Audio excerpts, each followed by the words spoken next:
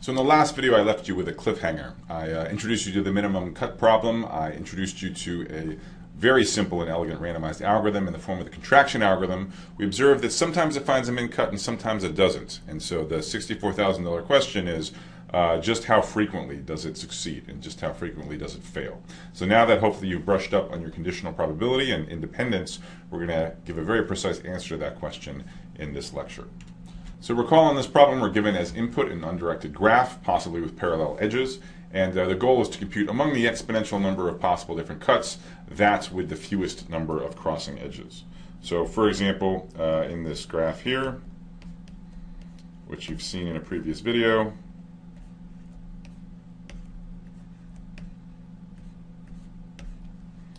the goal is to compute the cut AB here, because there are only two crossing edges, and that's as small as it gets. That's the minimum cut problem, and Karger proposed the following random contraction algorithm based on random sampling. So we have n-2 iterations, and the number of vertices gets decremented by 1 in each iteration. So we start with n vertices, we get down to 2. And how do we decrease the number of vertices? We do it by contracting or fusing two vertices together. How do we pick which pair of edges, which pair of vertices to fuse? Well, we pick one of the remaining edges uniformly at random. So there's however many edges there are remaining, we pick each one equally likely. If the endpoints of that edge are u and v, then we collapse u and v together into a single supernode. So that's what we mean by contracting two nodes into a single vertex. And then if that causes any self-loops, and as we saw in the examples, we will in general have self-loops, then we delete them before proceeding. After the n-2 iterations, only two vertices remain. You'll recall that those two vertices naturally correspond to a cut. The first group of the cut A corresponds to the vertices that were fused into one of the super vertices remaining at the end. The other super vertex corresponds to the set B, the other original vertices of the graph. So the goal of this video is to give an answer to the following question: what is the probability of success?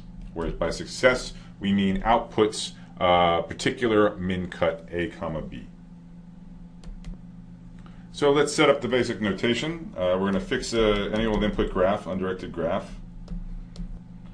And as usual, we use n to denote the number of vertices and m to denote the number of edges. We're also going to fix a minimum cut A comma B.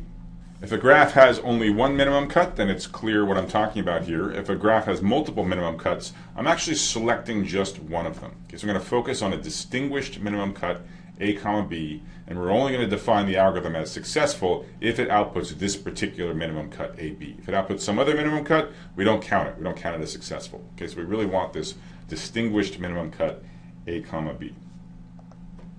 In addition to n and m, we're going to have a parameter k, which is the size of the minimum cut. That is, it's the number of crossing edges of a minimum cut, for example, that cross A comma B. The k edges that cross the minimum cut AB we're going to call capital F. So the picture you want to have in mind is there is out there in the world this minimum cut AB. There's lots of edges with both endpoints in A, lots of edges possibly with both endpoints in B, but there's not a whole lot of edges with one endpoint in A and one endpoint in B. So the edges F would be precisely these three crossing edges here. So our next step is to get a very clear understanding of exactly when the execution of the contraction algorithm can go wrong and exactly when it's going to work, exactly when we're going to succeed. So let me redraw the same picture from the previous slide. So given that we're hoping that the contraction algorithm outputs this cut AB at the end of the day, what could possibly go wrong? Well, to see what could go wrong, suppose at some iteration, one of the edges in capital F, remember F are the edges crossing the min cut AB, so it's these three magenta edges in the picture. Suppose at some iteration one of the edges of F gets chosen for contraction. Well, because this edge of F has one endpoint in A and one endpoint in B, when it gets chosen for contraction, it causes this node from A and this node from B to be fused together. What does that mean? That means in the cut that the contraction algorithm finally outputs, this node from A and this node from B will be in the same side of the output cut. Okay, so the cut output by the contraction algorithm will have on one side both the node from A and a node from B.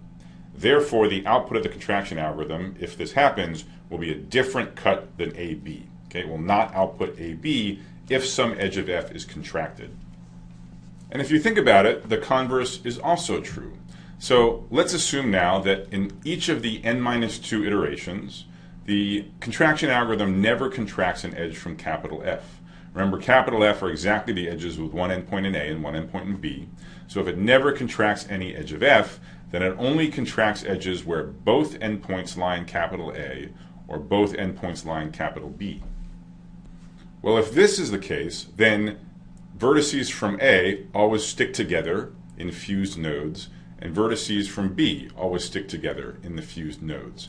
There is never an iteration where a node from A and a node from B are fused together. What does that mean? That means that when the algorithm outputs a cut, all of the nodes in A have been grouped together, all of the nodes in B have been grouped together in each of the two supernodes, which means that the output of the algorithm is indeed the desired min cut A, B. Summarizing, the contraction algorithm will do what we want. It will succeed and output the cut A, B if and only if it never chooses an edge from capital F for contraction. Therefore, the probability of success, that is the probability that the output is the distinguished min cut A, B, is exactly the probability that it never contracts an edge of capital F. So this is what we're going to be interested in here. This will be the object of our mathematical analysis. The probability that in all of the n-2 iterations we never contract an edge of capital F. So to think about that, let's think about each iteration in isolation and actually define some events describing that. So for an iteration I, let Si denote the event that we screw up in iteration I. With this notation, we can succinctly say what our goal is. So to compute the probability of success, what we want to do is we want to compute the probability that none of the events S1, S2 up to Sn-2 ever occur. So I'm going to use this not symbol to say that S1 does not happen. So we don't screw up in iteration 1, we don't screw up in iteration 2, we don't screw up in iteration 3, and so on, all the way up to we don't screw up, we don't contract anything from capital F in the final iteration either. So summarizing, analyzing the success probability of the contraction algorithm boils down to analyzing the probability of this event, the intersection of all of the not SIs with I ranging from iteration 1 to iteration n-2. So we're going to take this in baby steps, and the next quiz will lead you through the first one, which is let's have a more modest goal. Let's just think about iteration number 1. Let's try and understand what's the chance we screw up, what's the chance we don't screw up just in the first iteration.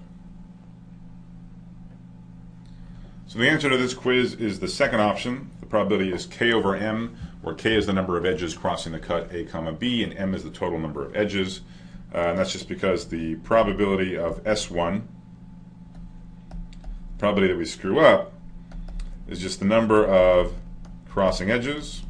That's the number of outcomes which are bad, which trigger S1, divided by the number of edges. That's the total number of things that could happen. And since all edges are equally likely, it just boils down to this. And by the definition of our notation, this is exactly k over m. So this gives us an exact calculation of the failure probability in the first iteration as a function of the number of crossing edges and the number of overall edges. Now it turns out it's going to be more useful for us to have a bound, not quite as exact, an inequality, that's in terms of the number of vertices n rather than the number of edges m. The reason for that is it's a little hard to understand how the number of edges is changing in each iteration. It's certainly going down by 1 each iteration because we contract an edge each iteration, but it might go down by more than 1 when we delete self-loops. By contrast, the number of vertices is this very steady, obvious process. One less vertex with each successive iteration. So let's rewrite this bound in terms of the number of vertices n. To do that in a useful way, we make the following key observation. I claim that in the original graph G that we were given as input, every vertex has at least k edges incident on it. That is, in graph theoretic terminology, every edge has degree at least k. Where, recall, k is the number of edges crossing our favorite min cut A, B. So why is that true? Why must every vertex have a decent number of neighbors, a decent number of edges incident to it? Well, it's because if you think about it, each vertex defines a cut by itself. Remember, a cut is just any grouping of the vertices into two groups that are non-empty, that don't overlap. So one cut is to take a single vertex and make that the first group A, and take the other n-1 vertices and make that the second group, capital B. So how many edges cross this cut? Well, it's exactly the edges that are incident on the first node, on the node on the left side. So if every single cut, if all exponentially many cuts have at least k crossing edges, then certainly the n cuts defined by single vertices have at least k crossing edges, so therefore the degree of every vertex is at least k. So our assumption that every single cut in the graph has at least k crossing edges gives us a lower bound on the number of edges incident on each possible vertex. So why is that useful? Well, let's recall the following general fact about any graph, which is that if you sum up over the degrees of the nodes, so if you go node by node, look at how many edges are incident on that node, that's the degree of v, and then sum them up over all n vertices, what do you get? You get exactly twice the number of edges. Okay, so this is true for any undirected graph, that the sum of the degrees of the vertices is exactly double the number of edges. To see this, you might think about taking a graph, starting with the empty set of edges, and then adding the edges of the graph one at a time. Each time you add a new edge to a graph, obviously the number of edges goes up by 1, and the degree of each of the endpoints of that edge also go up by 1. And there are, of course, 2 endpoints. So every time you add an edge, the number of edges goes up by 1, the sum of the degrees goes up by 2. Therefore, when you've added all the edges, the sum of the degrees is double the number of edges that you've added. That's why this is true. Now, in this graph that we have at hand here, every degree is at least k, and there's n nodes. So this left-hand side, of course, is at least kn for us. So therefore, if we just divide through by 2 and flip the inequality around, we have the number of edges has to be at least the size of the crossing cut, or the degree of every vertex, times the number of vertices divided by 2. So this is just the previous inequality rearranging. Putting this together with your answer on the quiz, since the probability of S1 is exactly k over m, and m is at least kn over 2, if we substitute, we get that the probability of S1 is, at worst, 2 over n, 2 over the number of vertices, and the k cancels out. So that's sort of our first milestone. We've figured out the chance that we screw up in the first iteration, that we pick some edge from that crosses the cut AB, and things look good. This is a small number, right? So in general, the number of vertices might be quite big, and this says that the probability we screw up is only 2 over the number of vertices. So far, so good. Of course, this was only the first iteration. Who knows what happens later? So now that we understand the chances of screwing up in the first iteration, let's take our next baby step and understand the probability that we don't screw up in either of the first 2 iterations. That is, we're going to be interested in the following probability: the probability that we don't screw up in the first iteration nor in the second iteration. Now, you should go back to the definition of a conditional probability to realize that we can rewrite an intersection like this in terms of conditional probabilities, namely as the probability that we don't screw up in the second iteration, given that we didn't do it already, times the probability that we didn't screw up in the first iteration. Okay, so the probability that we miss all of these k vulnerable edges in the second iteration, given that we didn't contract any of them in the first iteration. Now, notice this we already have a good understanding of. On the previous slide, we gave a nice lower bound of this. We said there's a good chance that we don't screw up, probability at least 1 minus 2 to the n. And in some sense, we also have a very good understanding of this probability. We know this is 1 minus the chance that we do screw up. And what's the chance that we do screw up? Well, these k edges are still hanging out in the graph. Remember, we didn't contract any in the first iteration. That's what's given. So there are k ways to screw up. And we choose an edge to contract uniformly at random. So the total number of choices is the number of remaining edges. Now the problem is, what's nice is we have an exact understanding of this probability. This is an equality.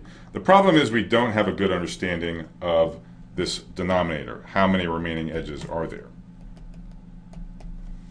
We have an upper bound on this. We know this is at most m minus 1. We certainly got rid of one edge in the previous iteration, but actually, if you think about it, what we need on this quantity is a lower bound. And that's a little unclear because in addition to contracting the one edge and getting that out of the graph, we might have created a bunch of self loops and deleted all of them. So it's hard to understand exactly what this quantity is. So instead, we're going to rewrite this bounded in terms of the number of remaining vertices. And of course, we know there's exactly n minus 1 vertices remaining. We took 2 in the last iteration, we contracted it down to 1. So how do we relate the number of edges to the number of vertices? Well, we do it just in exactly the same way as in the first iteration. We make a sort of more general observation. For the first iteration, we observe that every node in the original graph induces a cut. Okay, with that node on one side, the other n minus 1 edges on the other side. But in fact, that's a more general statement. Even after we've done a bunch of contractions, any single node in the contracted graph, even if it represents a union of a bunch of nodes in the original graph, we can still think of that as a cut in the original graph. Right? So if there's some supernode in the contracted graph, which is the result of fusing 12 different things together, that corresponds to a cut where those 12 nodes in the original graph are the one side A, and the other n minus 12 vertices are the other side of the cut B. Okay, so even after contractions, as long as we have at least 2 nodes left in our contracted graph, you can take any node and think of it as half of a cut, one side of a cut in the original graph. Now remember, k is the number of edges crossing our minimum cut, a comma b, so any cut in the original graph G has to have at least k crossing edges. So, since every node in the contracted graph naturally maps over to a cut in the original graph with at least k edges crossing it, that means that in the contracted graph all of the degrees have to be at least k. If you ever had a node in the contracted graph that had only, say, k minus 1 incident edges, well then you'd have a cut in the original graph with only k minus 1 edges, a contradiction. So just like in the first iteration, now that we have a lower bound on the degree of every single vertex, we can derive a lower bound on the number of edges that remain in the graph.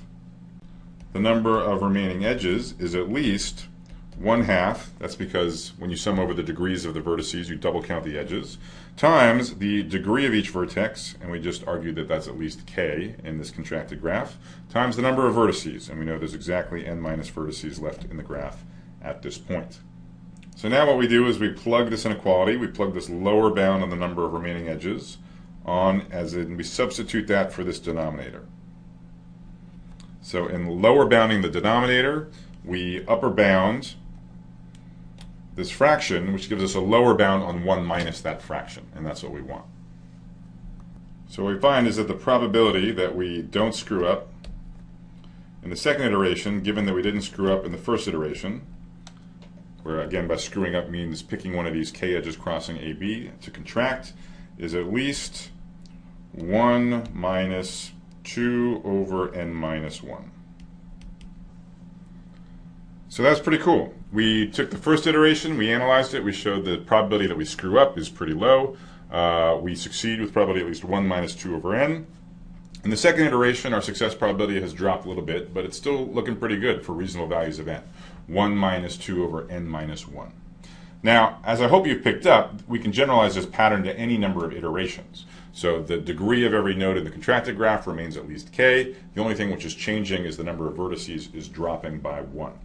So extending this pattern to its logical conclusion, we get the following lower bound on the probability that the contraction algorithm succeeds. So the probability that the contraction algorithm outputs the cut AB, you'll recall we argued, is exactly the same thing as the probability that it doesn't contract anything, any of the k crossing edges, any of the set F in the first iteration, nor in the second iteration, nor in the third iteration, and so on, all the way up to the final n minus 2th iteration. Using the definition of conditional probabilities, this is just the probability that we don't screw up in the first iteration times the probability that we don't screw up in the second iteration, given that we didn't screw up in the first iteration, and so on.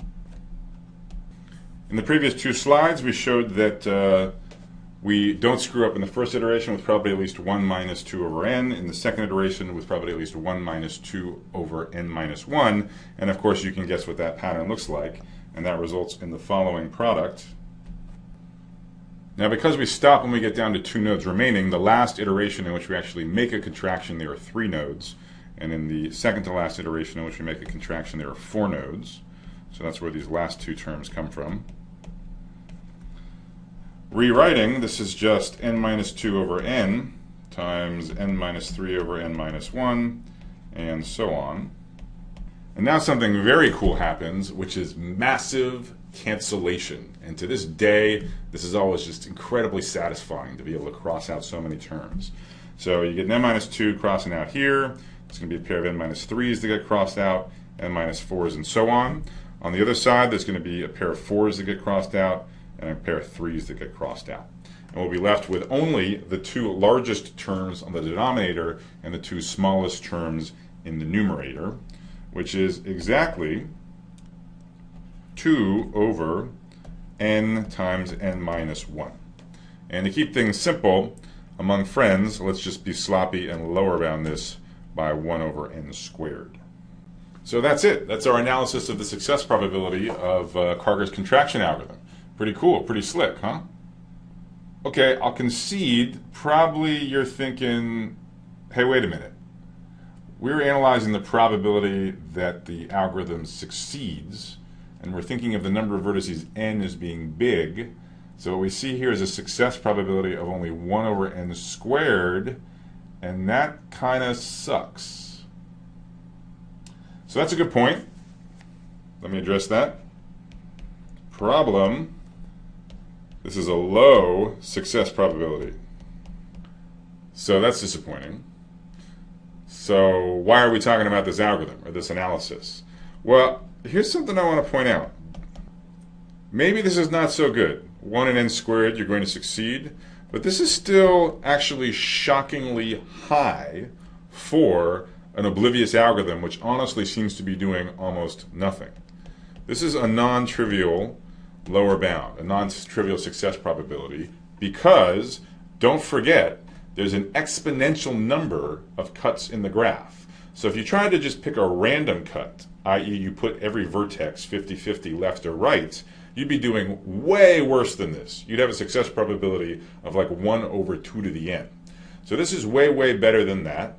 And the fact that it's an inverse polynomial means that using repeated trials, we can turn a success probability that's incredibly small into a failure probability that's incredibly small. So let me show you how to do that next. So we're going to boost the success probability of the contraction algorithm in, if you think about it, a totally obvious way. We're going to run it a bunch of times, each one independently, using a fresh batch of random coins. And we're just going to remember the smallest cut that we ever see. And that's what we're going to return, the best of a bunch of repeated trials. Now the question is, how many trials are we going to need before we're pretty confident that we actually find the min cut we're looking for? To answer this question rigorously, let's define some suitable events.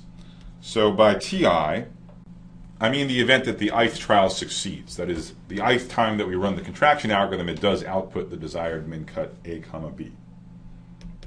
For those of you that watched the part 2 of the probability review, I said a rule of thumb for dealing with independence is that you should maybe, as a working hypothesis, assume random variables are dependent unless they're explicitly constructed to be independent. So here's a case where we're just going to define the random variables to be independent. We're just going to say that we run the contraction algorithm over and over again with fresh randomness. So they're going to be independent trials.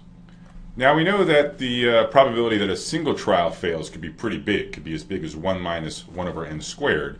But here now with repeated trials, we're only in trouble if every single trial fails. If even one succeeds, then we find a min cut. So a different way of saying that is we're interested in the intersection of T1 and T2 and so on. That's the event that every single trial fails. And now we use the fact that the trials are independent. So the probability that all of these things happen is just the product of the relevant probabilities.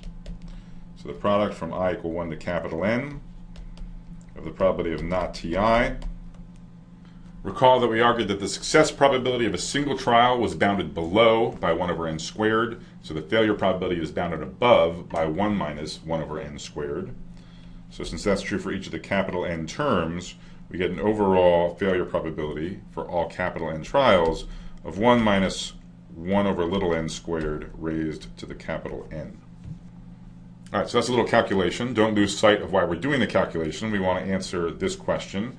how many trials do we need, how big does capital N need to be before we are confident that we get the answer that we want? Well, to answer that question, I need a quick calculus fact, which is both very simple and very useful. So for all real numbers x, we have the following inequality.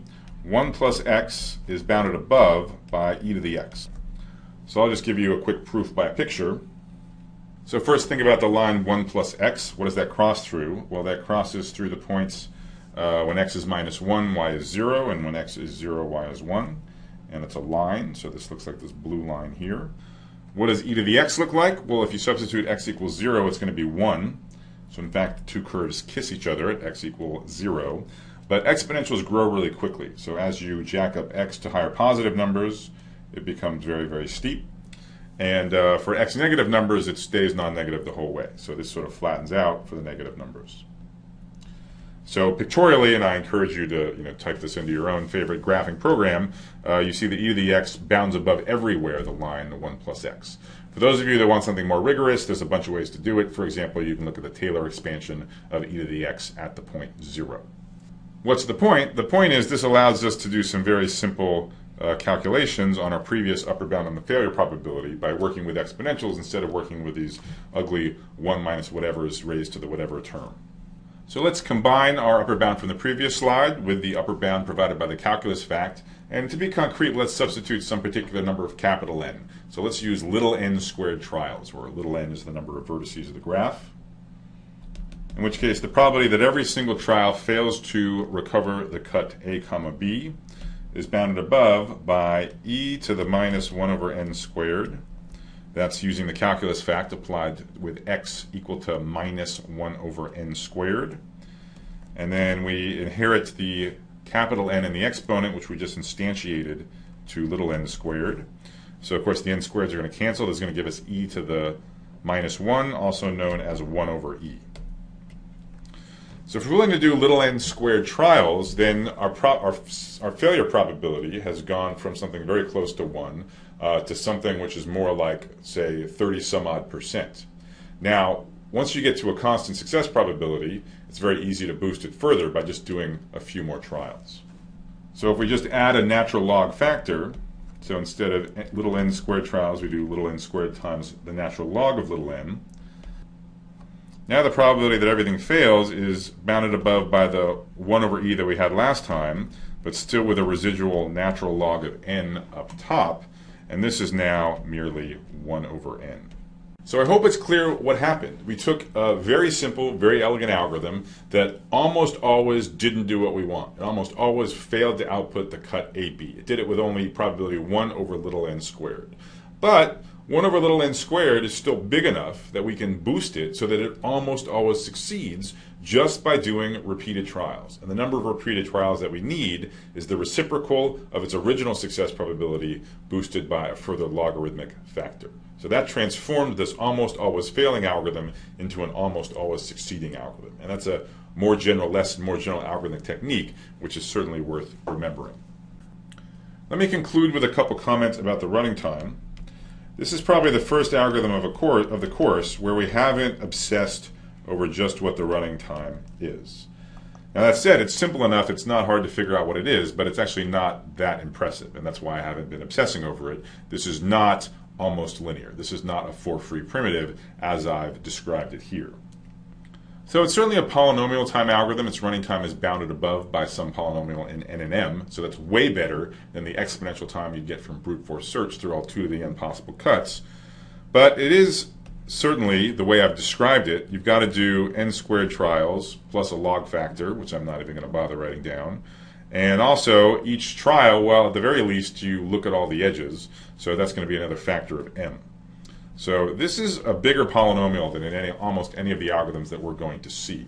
Now, I don't want to undersell this application of random sampling to computing cuts, because I've just shown you the simplest, most elegant, most basic, but therefore also the slowest implementation of using contractions to compute cuts. There's been follow-up work with a lot of extra optimizations, in particular doing stuff much more clever than just repeated trials. So basically using work that you did in previous trials to inform how you look for cuts in subsequent trials, and you can shave large factors off of the running time. So there are much better implementations of this randomized contraction algorithm than the one I'm showing you here. Those are, however, outside the scope of this course.